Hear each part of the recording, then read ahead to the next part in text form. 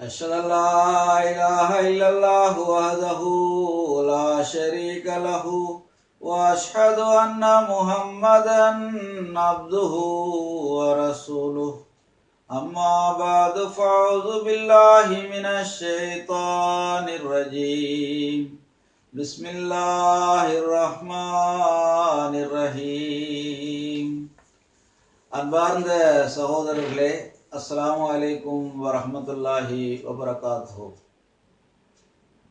இன்று உங்கள் மத்தியில் அஹ்மதியா முஸ்லிம் ஜமாத்தின் சார்பாக ஹஜ்ரத் நபிகள் நாயகம் ஸல்லல்லாஹு அலைஹி வஸல்லம் அவர்கள் ஹாத்தமன் நபியினாக இருக்கின்றார்கள், நபிமார்களின் முத்திரையாக இருக்கின்றார்கள்.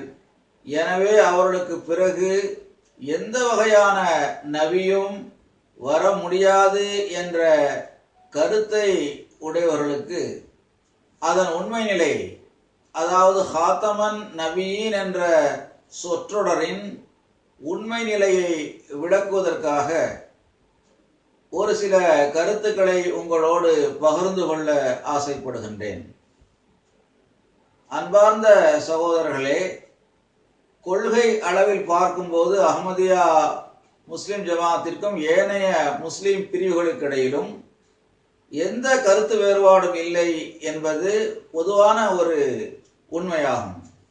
தொழுகையிலோ அல்லது இறைவனுடைய ஷரியத் கட்டளைகளை பேணி நடப்பதிலோ, இஸ்லாத்தினுடைய கடமைகளை நிறைவேற்றுவதிலோ எந்த ஒரு கருத்து வேறுபாடும் கொள்கை அளவில் நமக்கு இல்லை.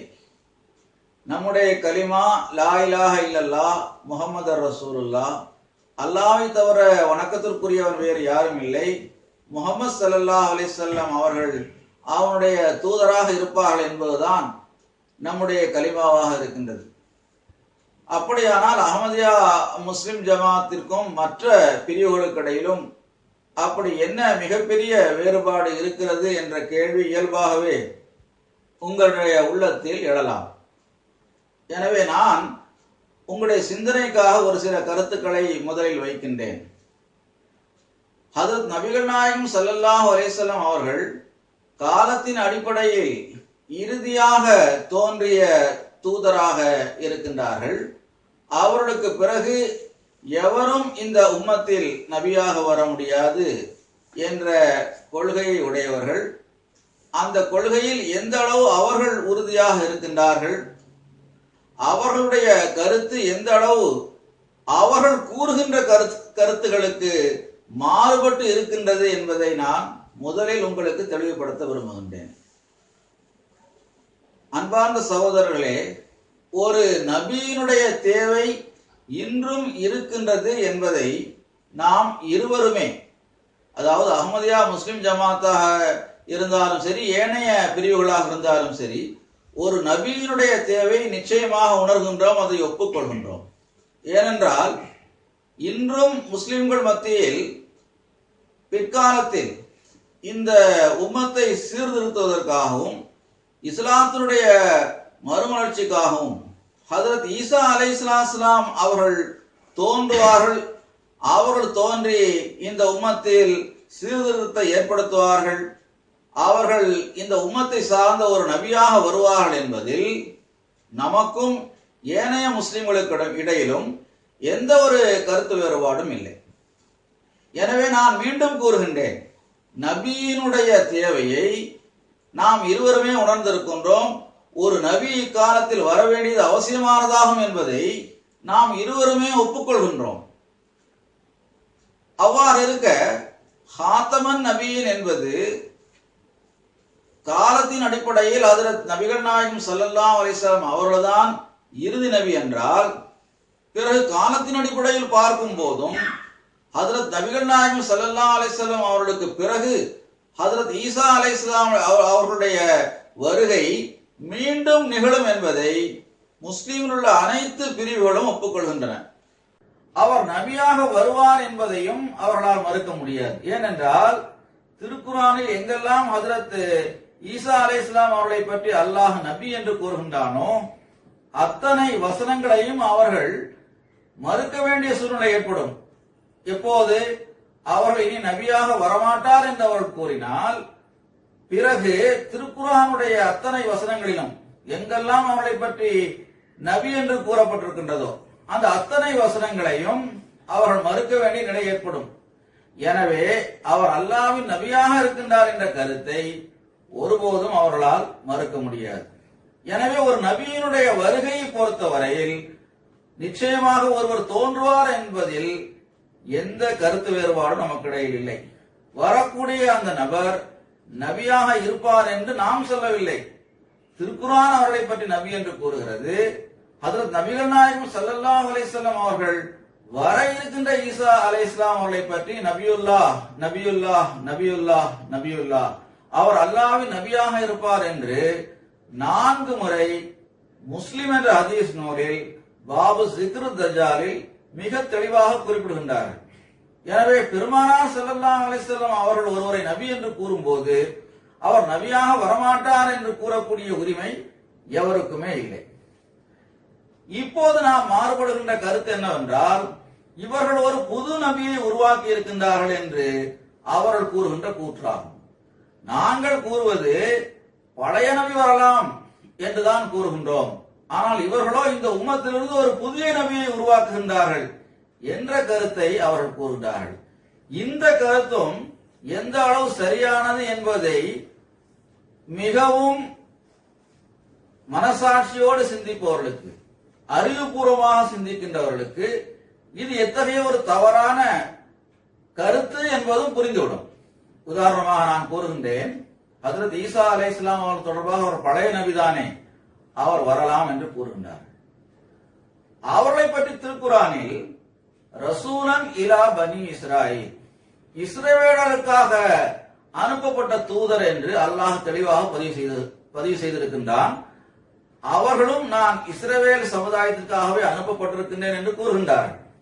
எனவே ஏற்கனவே இஸ்ரவேலர்களுக்காக அனுப்பப்பட்ட ஒரு தூதர் மீண்டும் வரும்போது முஹம்மது ஸல்லல்லாஹு அலைஹி வஸல்லம் உம்மத்தில் வருகிறார் என்றால், முஹம்மது ஸல்லல்லாஹு அலைஹி வஸல்லம் உம்மத்தோ முழு உலகத்திற்கும் உள்ள உம்மத்தாக இருக்கின்றது.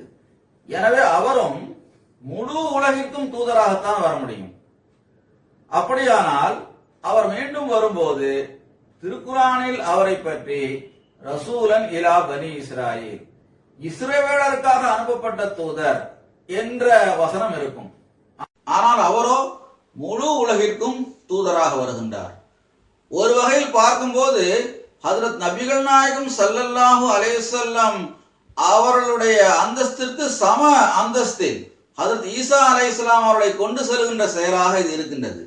ஏன் அவ்வாறு நான் கூறுகின்றேன் என்றால், பெருமானார் ஸல்லல்லாஹு அலைஹி வஸல்லம் அவர்கள் கூறுகின்றார்கள், ஏனைய நபிமார்களுக்கும் எனக்கும் இடையில் உள்ள மிகப்பெரிய அந்த சிறப்பு அம்சமே என்னவென்றால், எனக்கு முன் தோன்றிய தூதர்கள் அனைவரும் ஒரு குறிப்பிட்ட சமுதாயத்திற்காக தோன்றிய தூதர்களாக இருக்கின்றார்கள். நானும் முழு உலகிற்கும் ரஹமத்துல்லில் ஆலமீனாக, அகிலங்களுக்கெல்லாம் அருட்படையாக என்னை அல்லாஹ் அனுப்பி இருக்கின்றான். நான் முழு உலகிற்கும் தூதராக இருக்கின்றேன் என்பது ஹஜ்ரத் பெருமானார் ஸல்லல்லாஹு அலைஹி வஸல்லம் அவருடைய வாதமாக இருக்கின்றது. திருக்குர்ஆனும் அப்படித்தான் கூறுகிறது. ஆனால் இவர்களோ இஸ்ரவேலுக்காக மட்டும் அனுப்பப்பட்ட ஒரு தூதரை மீண்டும் முஹம்மதிய உம்மத்தில் அவர் வருவார் என்ற கொள்கையுடையவர்களாக இவர்கள் இருக்கின்றார்கள் என்றால், பிறகு அவர் முழு உலகிற்கும் தூதராக வருகிறார். எனவே அவர் பழைய நபி அல்ல, அவர் புதிய நபி ஆவார். எனவே இவர்கள் ஒரு புதிய நபியை உருவாக்குகின்றார்கள் என்ற அந்த கருத்தும் அடிபட்டு போகின்றது. ஏனென்றால் ஏற்கனவே ஒரு குறிப்பிட்ட சமுதாயத்திற்காக வந்த ஒரு தூதர் முழு உலகத்திற்கும் தூதராக வருகிறார். அவருடைய நபித்துவ வட்டமானது விரிவடைகிறது. அந்த வகையில் அவர் ஒரு புதிய நபிதான். இப்போது ஹாத்தமுன் நபியின் என்ற வசனத்திற்கு நான் வருகின்றேன். அந்த வசனத்தினுடைய முழு பகுதியும் ஓதுவதற்கு முன்னதாக ஒரு முக்கியமான கருத்தை நான் கூற விரும்புகின்றேன். ஹாத்தமுன் நபியின் என்றால் பொதுவாக முஸ்லிம்கள் புரிந்து கொண்டிருக்கின்ற விஷயம் என்னவென்றால், நபிமார்களை ஹதம் செய்தவர், நபிமார்களை முடிவுக்கு கொண்டு வந்தவர் என்று பொருள் கொள்கின்றார். அப்போது நபிகள் நாயகம் ஸல்லல்லாஹு அலைஹி வஸல்லம் அவர்கள் நபிமார்களை முடிவுக்கு கொண்டு வந்தார்கள் என்றால் ஏற்கனவே அவர்களுக்கு முன்னால் உள்ள அனைத்து தூதர்களும் இயற்கையிலேயே மரணத்தை அடைந்து விட்டார்கள், அவர்கள் மரணித்து விட்டார்கள் என்று நாம் நம்புகின்றோம். அப்படியானால் பெருமானார் ஸல்லல்லாஹு அலைஹி வஸல்லம் அவர்கள் எவ்வாறு இதற்கு முன்னுள்ள நபிமார்களை ஹத்தம் செய்தார்கள், எவ்வாறு அவர்களை முடிவுக்கு கொண்டு வந்தார்கள் என்ற கேள்வி எழுகிறது. அஹ்மதியா முஸ்லிம் ஜமாத்தை பொறுத்தவரையில் ஹஜ்ரத் நபிகள் நாயகம் ஸல்லல்லாஹு அலைஹி வஸல்லம் அவர்களுக்கு முன்னுள்ள எல்லா தூதர்களும் மரணித்து விட்டார்கள் என்று நாங்கள் நம்புகின்றோம் என்றால் திருக்குரான் ஹதீஸினுடைய ஆதாரங்களின் அடிப்படையில் நம்புகின்றோம். ஆனால் அஹ்மதியா முஸ்லிம் ஜமாத்தை தவிர ஏனைய முஸ்லிம் பிரிவுகள் அனைத்தும் ஹஜ்ரத் ஈசா அலைஹிஸ்ஸலாம் அவர்கள் உயிருடன் இருக்கின்றார்கள், அவர்கள் மீண்டும் வருவார்கள் என்று கூறுகின்றார்கள். அப்படியானால் பெருமானார் ஸல்லல்லாஹு அலைஹி வஸல்லம் அவர்கள் தனக்கு முன் சென்ற அனைத்து நபிமார்களையும் ஹத்தம் செய்து விட்டார்கள், அவர்களை முடிவுக்கு கொண்டு வந்து விட்டார்கள் என்ற கொள்கையும் தவறான கொள்கையாக ஆகிவிடுகிறது. இது பௌதிகமான முறையில் நாம் கொள்கின்ற பொருளாகும். ஆன்மீக ரீதியாக பார்க்கின்ற போது பெருமானார் ஸல்லல்லாஹு அலைஹி வஸல்லம் அவர்களுடைய அருளை தவிர இதற்கு முன்னுள்ள எல்லா நபிமார்களுடைய அந்த ஷரியத்தும் முடிவுக்கு வந்து விட்டது. இனி பெருமானார் ஸல்லல்லாஹு அலைஹி வஸல்லம் அவருடைய அருள்கள் மட்டும்தான் தொடரும், அவர்களை பின்பற்றுவர்கள் மட்டும்தான் இனி அவருடைய அந்த அருளிலிருந்து பலன் பெற முடியும் என்று அஹ்மதியா முஸ்லிம் ஜமாத் நம்புகிறது. ஆனால் ஏனைய முஸ்லிம் பிரிவுகள் என்ன கூறுகிறார்கள் என்றால் இதற்கு முன்னுள்ள நபிமார்களுடைய அந்த அருளும் நீடிக்கவில்லை, பெருமானார் ஸல்லல்லாஹு அலைஹி வஸல்லம் அருளும் நீடிக்கவில்லை. ஏனென்றால் ஹாத்தமுன் நபியின் என்பதற்கு பொருள் அவர் நபித்துவத்தை முற்றிலுமாக முடித்து வைக்கக்கூடியவர், நபித்துவம் அவர்களோடு முற்றுப்பட்டு விட்டது. எனவே ஆன்மீக அருள்களும் இனி தொடர முடியாது என்ற கருத்தை அவர்கள் கூறுகின்றார்கள். அப்படியானால் பௌதீக அருள்களும் பெருமானார் ஸல்லல்லாஹு அலைஹி வஸல்லம் அவர்கள் மூலமாக முடிவுற்று விட்டன, இனி எந்த அருள் நமக்கு கிடைக்காது, ஆன்மீக அருள்களும் நமக்கு கிடைக்காது என்ற கொள்கையில் நாம் வர வேண்டியது வரும். ஆனால் திருக்குர்ஆன் அவ்வாறு கூறவில்லை.